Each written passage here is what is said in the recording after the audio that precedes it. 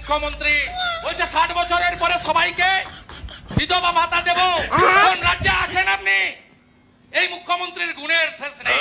কখনো বলে 1500 কেজি ওজনের বাচ্চা জন্মগ্রহণ করে, যেমন কাঞ্চন মল্লিকের বাচ্চা জন্মগ্রহণ করেছে, 6 লক্ষ টাকার বিল জমা দিয়েছে বিধানসভায়। কখনো বলে 1177টা দেশ, কখনো বলে 47-এ রবীন্দ্রনাথ ঠাকুর নাকি গান্ধীজিকে ফলের রস খাইয়েছিলেন। আরে আমি তো জানি রবীন্দ্রনাথ ঠাকুর 41-এ মারা গেছেন। কালকে এসে আপনাদের এখানে বলে সন্দেশখালিতে সন্দেশ হাব হবে, তাহলে জেলিয়াখালিতে কি হবে? জেলে হাব। ওপারে গোসাবা, তাহলে ও গোসাপের হাব হবে। আর এমগুলো বলিহারি শরৎ দিবেন। হ্যাঁ ম্যাডাম, হ্যাঁ ম্যাডাম।